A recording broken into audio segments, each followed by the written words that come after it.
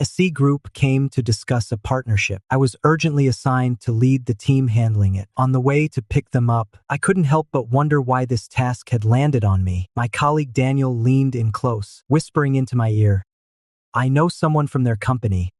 I did some digging beforehand. I'm not sure why they sent their vice president this time. Though sure, he's good looking, but I've heard he's got issues. What kind of description is that? Does that mean they're going to be tough to work with?" I let out a wry smile, about to say something to calm Daniel down. Then a shadow loomed ahead of me. I looked up instinctively. The sun still held that warm glow, gently brushing over the striking face before me. Beneath lowered lashes, I met a pair of eyes so familiar, except those once clear and lovely ones now carried a faint trace of darkness. I froze in place, completely stiff. I had no idea what was going on. "Ethan, what's he doing here?" "Christian, you're back. Why didn't you let me know?" The man smiled and pulled me into a familiar, old friend embrace. In an instant, the strange unease vanished. I could hear my own rather unflattering heartbeat. My ears felt hot, uncontrollably so. Fearing I'd be caught and embarrassed, I pushed slightly against Ethan. "Just got back not long ago." Ethan's eyes dimmed for a brief moment. Then he let go and softly took my hand, looking hurt. "I sent you so many messages. You never replied." I gave a slight, awkward twitch of my fingers and turned my face away. "Sorry about that. My phone got stolen abroad, so all the messages were lost. It's okay. We'll just reconnect." "Yeah." Ethan and I met when we were both 18, and we used to be close as brothers, but he probably never saw it coming. I didn't think my good brother would end up being the one I had feelings for. Honestly, I could have just kept quiet. After all, that's exactly what he said when he turned me down. We'd stay best friends forever. I watched him fall in love, get married, have kids. And I stayed by his side, always cheering for him in silence. But then one day, he ran into his old flame again, a guy with fair skin and a gentle smile. Always laughing, so kind-hearted. That's when it hit me he might actually be into guys. All of a sudden, I couldn't help but wonder, does Ethan feel the same way about me? I kept telling myself to calm down. We were always together, day in and day out. He looked after me all the time, even insisted on sharing my bed every night. Maybe he really does like me. After all, we've known each other for so long.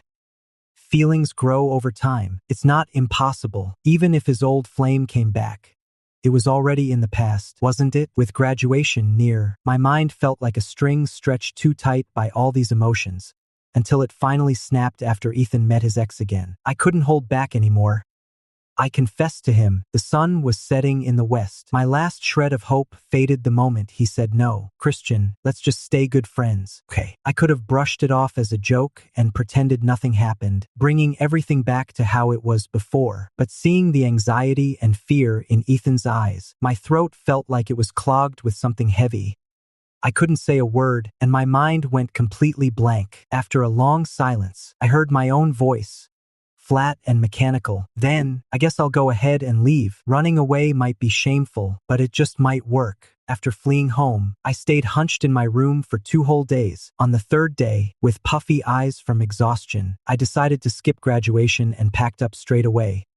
Off to the country my parents had always wanted to visit, just to clear my head and think about studying abroad. I buried myself in preparing documents, pouring all my focus into studies and a hectic routine. Ethan's straightforward nature meant that even after I confessed to him and vanished without a word, he still reached out like nothing had changed. He kept sharing little things with me, checking in on my daily life, asking about my health. All as if nothing was different. Exactly as he said, he just wanted to stay friends. But because our schedules were so different, I was always too late or never able to reply properly. I could tell Ethan was getting anxious, and I couldn't figure out where that anxiety came from. A friend from country said he didn't like me at all. He was just stringing me along. I shook my head. We were both financially solid, and Ethan was definitely more attractive to girls than I was. Over the years I've known him, I'd never seen him lose his temper with me. Honestly, in my eyes, he had no flaws except for not being interested in me. I figured Ethan was just still getting used to having a good friend like me so far away from him. Once he starts dating someone he likes, he won't think about me anymore. And when that day comes, I'll sort out my feelings and wish him all the best. Too bad. I'd overestimated myself. Feelings don't fade with distance. They only grow stronger year after year. On New Year's Eve, I heard the voice of that girl he'd been mooning over. Jealousy surged inside me like a bottomless chasm, making my head spin, so I whispered softly, "Goodbye, Ethan. Wishing you a happy new year and peace every year. I can't help but like you, so I can't stand the thought of you with someone else." Pulling back now is probably best for both of us. Just then, my phone got stolen, and that's how we lost touch. Christian. Ethan leaned in close to my spaced-out face, his dog-like deep eyes fixed on me with that intense, soulful stare. My lashes fluttered, and I instinctively took a small step back. You really shouldn't meet someone too amazing when you're young. Just one look and my heart's already in chaos. I pushed down the storm inside me and gave my usual soft smile. "You're all dressed up in a suit, looking so sharp with your friends.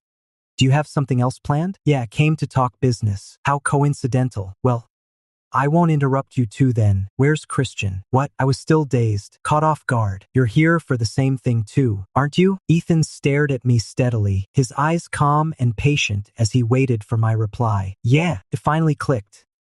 Ethan was actually saying I dressed up too nicely, just like the rest of them, but I was just in a plain black shirt and pants. Everyone else had suits. Honestly, it wasn't a big deal at all. SC group. Ethan's lips curled slightly, as if he'd asked casually. I blinked in surprise. Could it really be that lucky? The collaboration came out of nowhere, yet it went smoothly. Even SC agreed to lower their standard by a point, but we'll need full-time supervision to ensure the quality of this project. As the lead, I'll naturally have to be there too. I paused, choosing my words carefully. Is Ethan available enough in terms of time? The project spans a full month. If we need constant oversight, that means I'll have to be with Ethan the whole time. Ethan smiled at me, his eyes dark and deep, fingers lightly tapping the table. This project means a lot to me. I don't want to mess it up. In short, he's making time for this project. At that point, I nodded to show I understood. Also, Ethan stopped what he was doing and slowly leaned toward me. Call me Ethan. I froze for a second. It was clear Ethan didn't want to keep us apart. He truly sees me as an old friend. That made me seem like I was still holding on to the past. After a brief silence, I said, "All right then, Ethan, let's make it work." Likewise, Ethan took my hand, just like before. The warmth in his palm was steady and impossible to ignore. The deal was done, and the sky outside had grown dark. We headed straight to the restaurant that had been booked in advance. At the table, I deliberately kept my head down while eating, but I couldn't avoid the people coming to toast me. Before I could even respond, Ethan quickly came up with an excuse, my mild alcohol allergy, and firmly took all the drinks on my behalf. I was perfectly fine with that. Too bad I got ahead of myself. After the dinner ended, Ethan, normally someone with a strong tolerance for alcohol, ended up drunk. He clung to me with both hands, his grip surprisingly strong. Even Luca, his assistant, pulling and tugging couldn't get him to let go. "Mr. Ethan, are you drunk? Let me take you home." "No way, I want Christian." Ethan clung to me like glue, murmuring over and over, "No, I want Christian, Mr. Ethan. It's time to go home now," I whispered softly, patting his shoulder to calm him down. My mind was completely unsure what to do next. Over the years I'd known Ethan, I rarely saw him drunk. There was only once when he actually behaved himself, quiet and calm as I led him home by the hand. If it weren't for his stubborn insistence on sharing my bed, I wouldn't have even realized he'd had too much to drink. The arm around my waist tightened. "No way, I'm taking Christian home with me." Ethan suddenly snapped his head up, one hand lifting my face gently while his cheeks flushed pink and his eyes sparkled with a wide, earnest gaze fixed right on me. "Christian, come home with me. Okay?" After years working under the cold-faced boss, Luca finally got it. This was the first time he'd ever seen Ethan drunk. Right then and there, he realized he was just an awkward third wheel, so without hesitation, he scanned the area for anyone passed out, swiftly hoisted up a drunk body, adjusted his glasses with a serious expression. "Then I'll have to trouble you, Christian. Please help get our Ethan home. I'll handle getting this drunk one back." "Thanks so much, Christian. I'll send the address in a sec. Gotta run now." Before I could even open my mouth to protest, Luca had already vanished. What's going on? Did I actually agree to anything? Payback for blocking the drinks? Can't look at him, okay? Ethan gently turned my face back and gave it a light pinch. He was absolutely wasted. "All right, Daniel, you handle the rest. I'm taking him home first. I mumbled to Daniel as he walked in right after finishing a call, then nodded toward the drunk Ethan. Daniel looked confused at first but caught on quickly and gave a nod. Got it. I'll take care of him. Be careful getting home. Call me if anything comes up. Okay. Ethan glared at me, his eyes full of silent accusation for talking to someone else again. I sighed. All right. Let's go home. Ethan let go with a pleased smile, his eyes dark and voice slow, hidden from view. Yeah, you're coming home with me. Next time I'm not letting Ethan drink. He's way worse than I remembered after all these years. If this keeps up, I won't be able to handle it. Forced affection isn't really my style. The familiar door came into view, and I carefully supported Ethan, who was nearly toppling over me from drunkenness, then took his hand for fingerprint verification. Beep. The moment the door lock clicked open, a few scattered pairs of shoes peeked out from inside. Ethan blinked dazedly, then lowered his head and stared at something for a while before humming softly and sliding his fingers right into the gap between mine. Gotcha. Don't even try reasoning with a drunk. Following the route from memory, I awkwardly half-carried him to the bedroom as soon as my feet touched the bed. Before I could untangle our entwined hands, I just tossed him onto it. Ethan, completely plastered, stumbled suddenly and pulled me down with him into the neatly made bed sheets. Oops, fell over. Luckily, I caught you. Ethan let out a low chuckle, his body naturally leaning in. I froze for a moment. For a moment, I was back in the past. He whispered to me, "We can't be too far apart." My heart pounded hard, caught between the closeness and the memories. My sense of reason kicked in, sending a wave of panic through me. I forced myself to stay calm as I slowly untangled my hands from the tight grip they'd held. Ethan, you should rest well. Are you leaving again? Did I say something wrong? Are you mad at me? Christian. No. Ethan's hands clenched tightly, trembling slightly as he spoke in a quiet voice. I miss you so much. So damn much. I just want you to stay with me forever. Don't hate me. Don't leave me. Please. Just don't go. Please. I'll never hate you, Ethan. You didn't do anything wrong. Ethan, I was the one who walked away stubbornly back then. I was the one who tried to change our friendship. I was the one who pulled back first. So what did you do wrong? I stared at the swaying tree shadows by the window. I was thinking, let's just stay friends. Forever, if that's what it takes. Friendship is something that really needs to be thought through carefully. I covered my eyes and hid in the bathroom, letting the shower water trickle down my slightly flushed face, falling onto the floor with soft little taps. Last night, I'd planned to sneak out once Ethan fell asleep, but this guy was a real handful when drunk. He kept rambling and wouldn't settle down at all. I ended up giving up after playing mind games with him all night long. Honestly, it's just two friends sleeping in the same bed while fully dressed. Nothing unusual at all. I've done it before. It's not like this is new. Ethan's always been perfectly behaved when we sleep together. So when I woke up in his arms, hugging him close, I didn't notice anything off at all. My foggy brain, tired from staying up late, just decided this was totally fine. The scent of alcohol on Ethan had turned into that familiar, pleasant light fragrance I knew so well. I couldn't help but lean down and kiss his forehead. Ethan's low voice broke the silence. Awake. My heart skipped a beat, and realization hit me slowly. Did I just sneak a kiss on Ethan? Had he been awake the whole time or not? My thoughts were still tangled, but my body reacted before I even had time to think. I jerked back as fast and hard as I could. My mouth automatically said sorry. Sorry, I didn't react in time. Ethan lazily slitted his almond-shaped eyes and flashed a grin that made him look like a mischievous sprite. It's fine. Whatever you do to me. I bolted out of bed like a shot. I'm just gonna run to the bathroom. Guess it really was smart to keep my distance back then after that failed confession. I can't control myself around Ethan, even if I've grown up now and we're just friends again. I guess that's all I can really keep. Some dignity left. The bathroom door behind me rattled. I instinctively turned and pressed one hand against the door. Christian, I left a pair of slippers by your door. Remember to slip them on later. Don't walk around barefoot. I gave Ethan a quick nod without thinking why my shoes had vanished after waking up. Ethan went on gently. Go ahead and shower first. I'll grab some clean clothes for you. I rubbed my earlobe and stepped back from the doorframe just enough. In the mirror right in front of me, my face was flushed all the way to the back of my ears. My collar askew, utterly embarrassed. Oh, this is awful. The more I think about it, the more embarrassed I get. I reluctantly pulled my hands away from my eyes and turned off the shower. I quickly pulled on my clothes again. By the door were Ethan's clothes, neatly laid out. The flush that had just faded started creeping back up again. I took a deep breath and stepped past it without looking. Hey, Ethan, I'm done. Daniel just called. He said there's an urgent matter at the office, so I need to head over. I'll skip the clothes. This outfit can still work for now. Such a lame excuse. I gripped my phone tightly, too nervous to meet Ethan's eyes as he was setting out breakfast. I just felt like that would make things awkward. Also, about this morning's incident.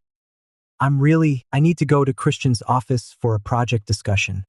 Can you give me a ride? I hesitated and glanced at Ethan. Even though he was smiling and his tone was normal, I couldn't help but feel uneasy.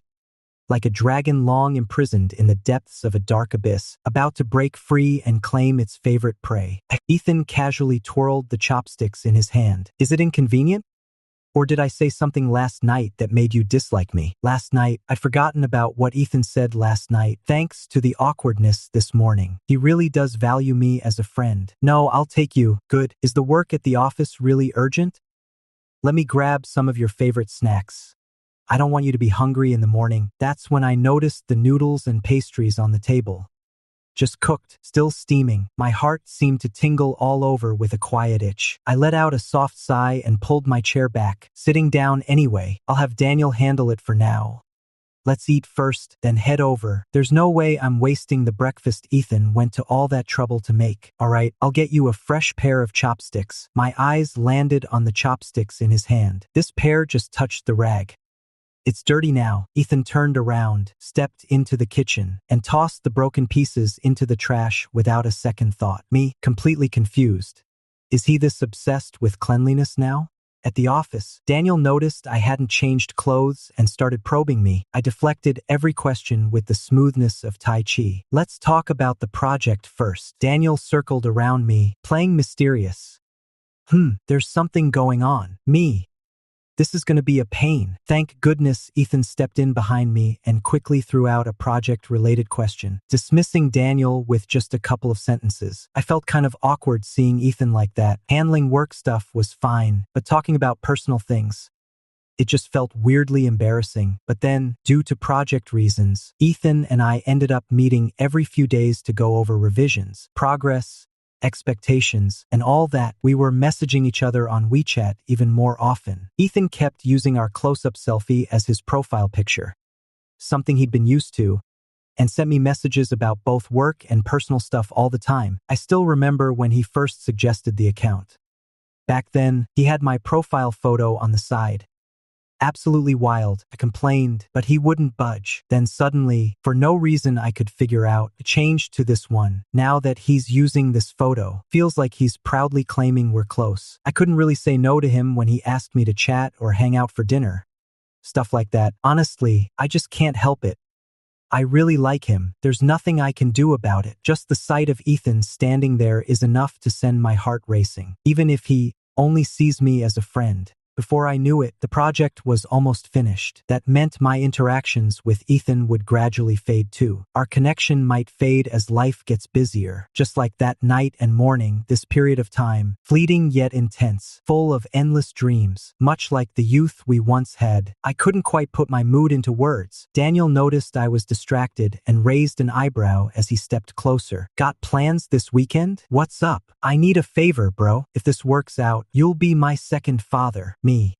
Seriously, what's the plan? But Daniel's someone I met while studying abroad, half Chinese, half Western. He seems easygoing on the surface, with weak personal boundaries, but once you get to know him, you realize he's actually very independent and focused, rarely asking for help unless absolutely necessary. So after all this time, it was the first time I'd ever heard him ask me for help. I couldn't help but feel curious. Go on. You know, I've been dating my girlfriend for a long time. You've met her before. I nodded. That girl seemed like a kind and gentle soul, and I'd often seen them happy together. Her family isn't well off, and she's from far away. My parents aren't really okay with us being together, but I truly love her. So I started searching online for ideas, and I came across someone suggesting I bring a guy home and tell my parents I'm in a relationship. That way, compared to a boy, the girl's family background wouldn't matter much. Daniel said it all so seriously, and once I understood what he meant, my mind went into a spiral. So you're asking me to? I do like guys, that's true. But pretending to be a fake boyfriend for my parents? It's kind of nerve-wracking. The thing is, Daniel has no idea I'm actually into guys. Please, bro.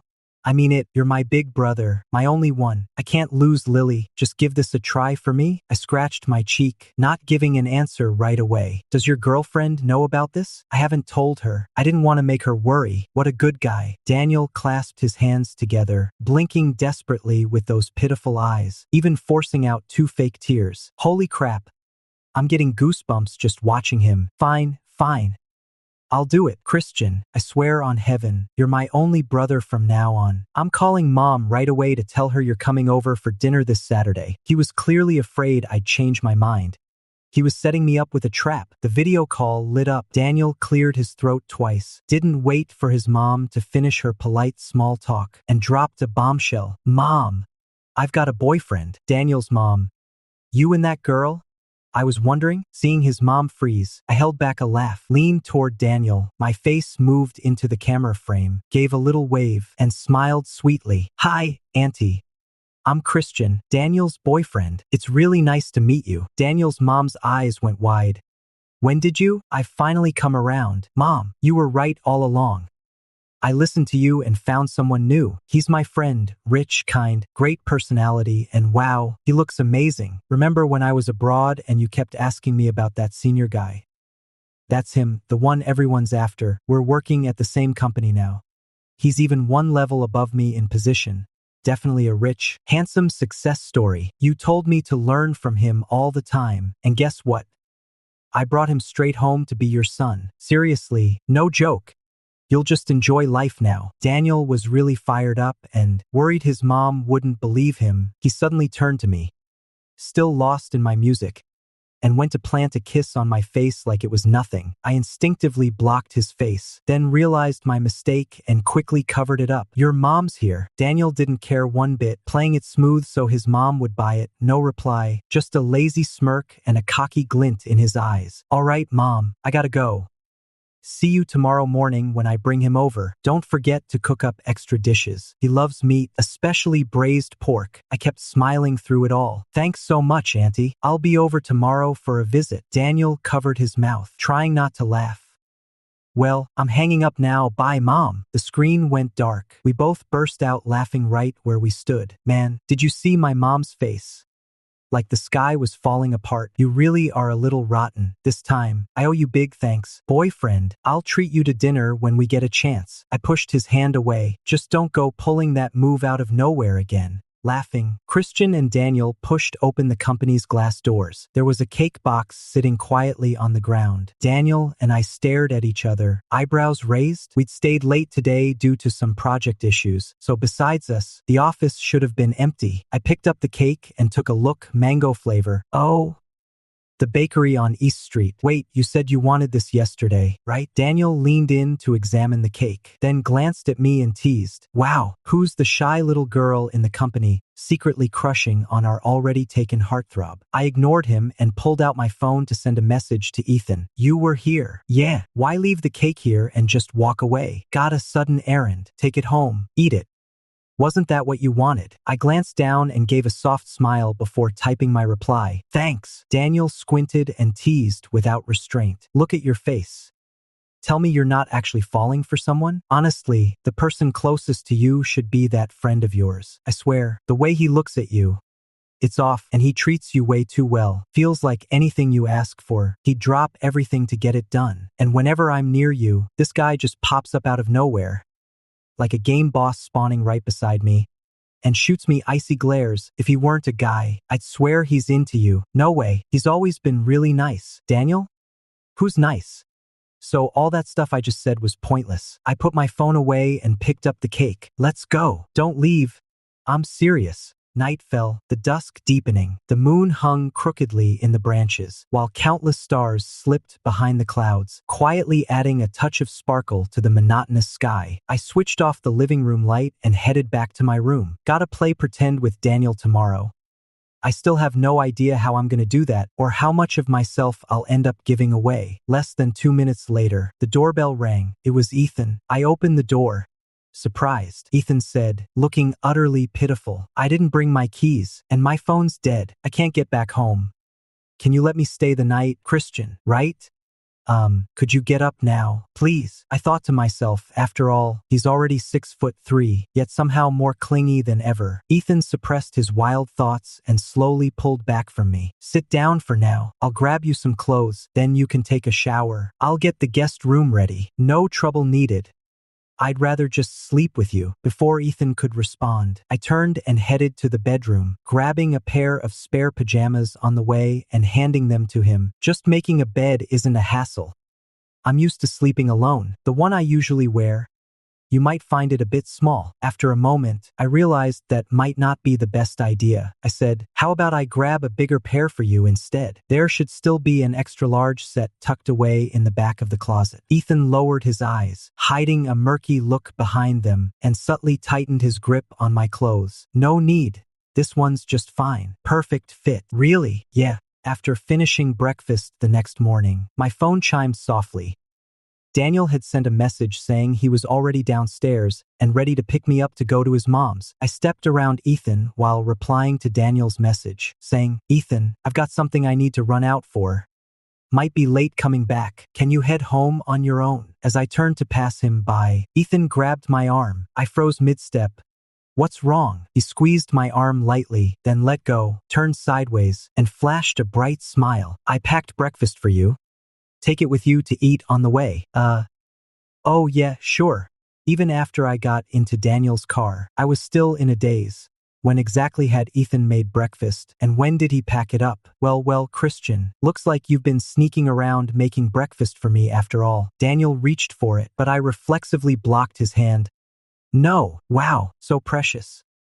Made by some girl you're into. I said, not really. All right, not then. Seeing Daniel didn't believe me, I added firmly, seriously, no, don't go making stuff up. He'd already started the car, just asking casually. What did I even think? Daniel's parents lived a decent distance away, and with traffic delays, took us an hour to get there. I knocked on the door and politely exchanged a few pleasantries with Daniel's mom. Daniel's mom forced a dignified smile, saying, welcome to my home. I silently admired her composure. She was truly a lady of grace and poise. After all, in many traditional families, parents still struggle to accept when their child is gay, just like Daniel's dad. Daniel said he'd gone out for a walk early that morning, afraid of running into us and flipping into a rage, ready to knock us both senseless. Daniel was pulled away by his mom, who gave him a look saying she was still alive and to stop showing off in front of her. Christian, right?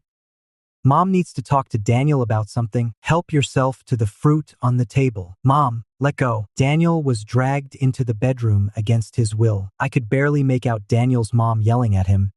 How can you even look me in the eye? I didn't approve of your girlfriend so far away, and now you're chasing after some younger guy. Do you have any idea this is a life-changing decision? I couldn't help but be amazed.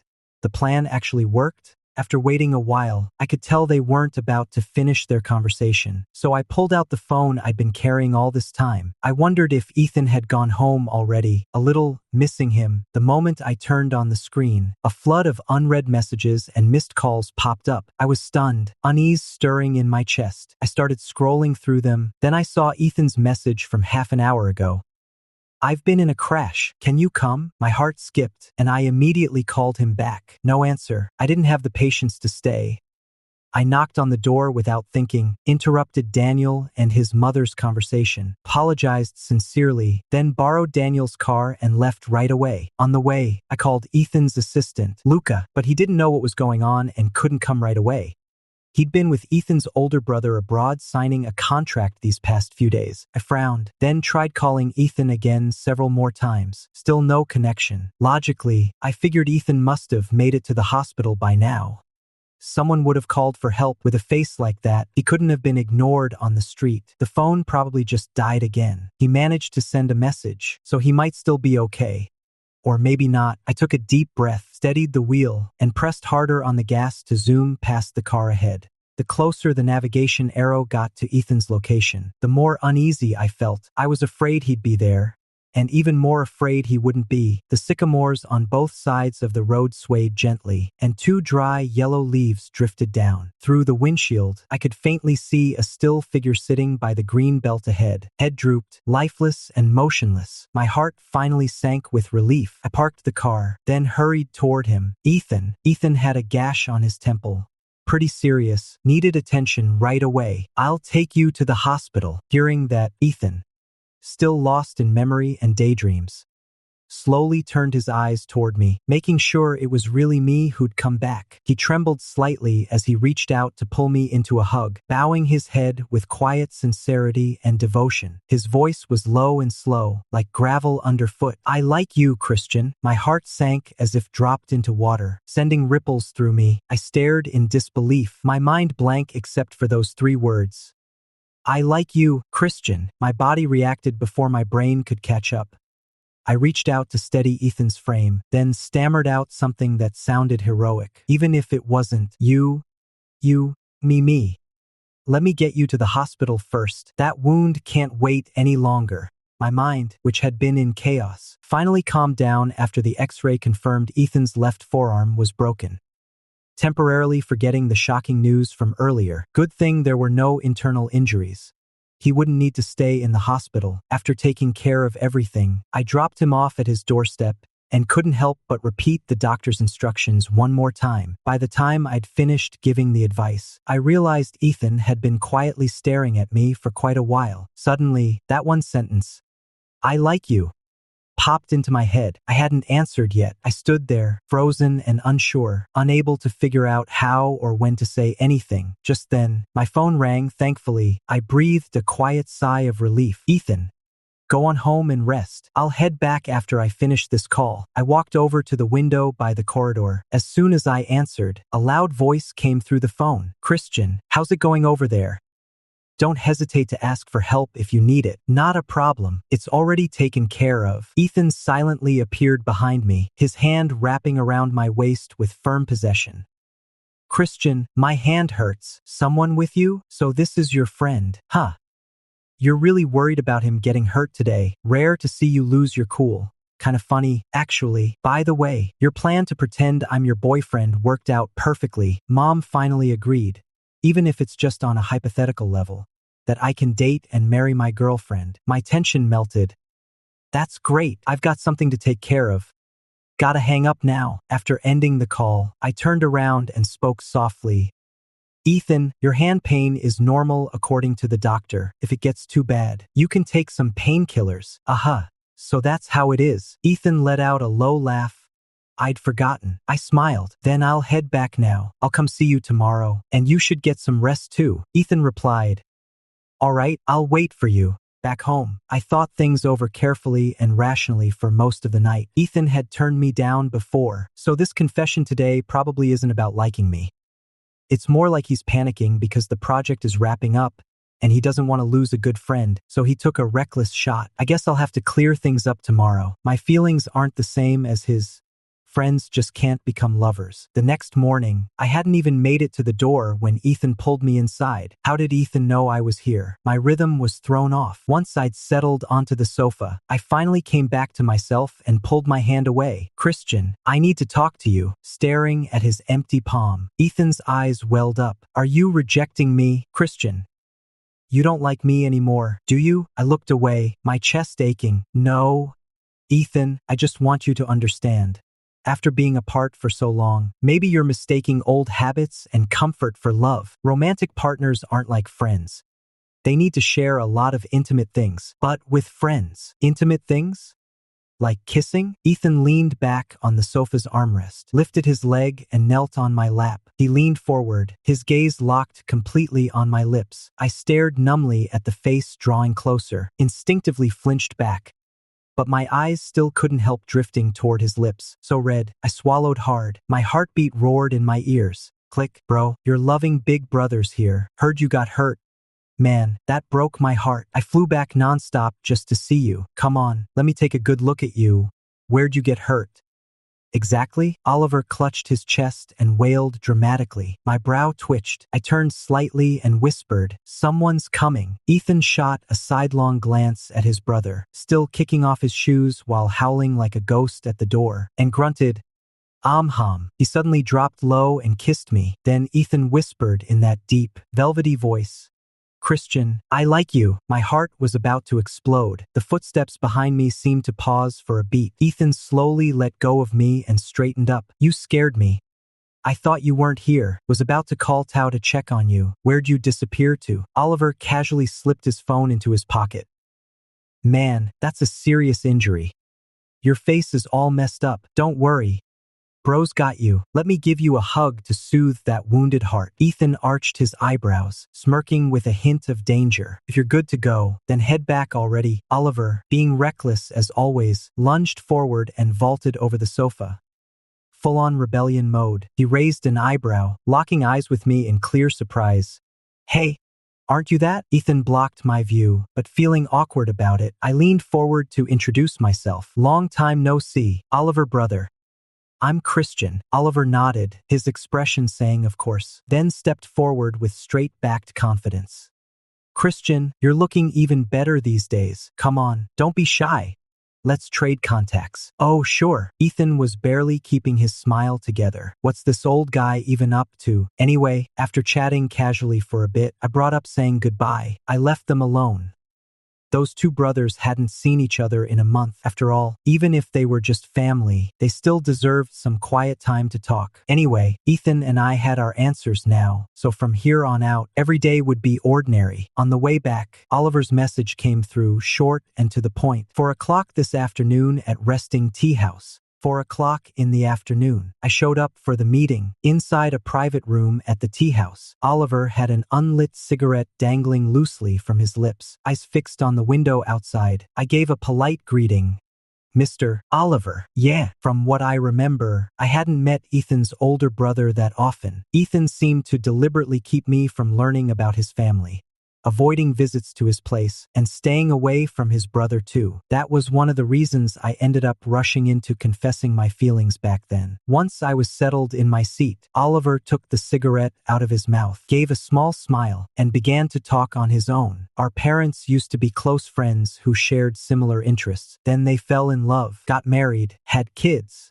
Pretty much all the way up to the end of a fairy tale. But the truth was, Dad had cheated on Mom. She confronted him, and the other woman ran off with some of the money. Their relationship turned into pure hatred, like enemies meeting face to face. I stayed with Mom, who was determined to prove herself. She worked day and night, chasing big profits and success. My younger brother went with Dad. First, Dad didn't care at all. Later, he got hooked on alcohol drunk. He'd take his anger out on the kid. Funny thing is, I don't know if it was him hiding it so well or me being blind and stupid back then.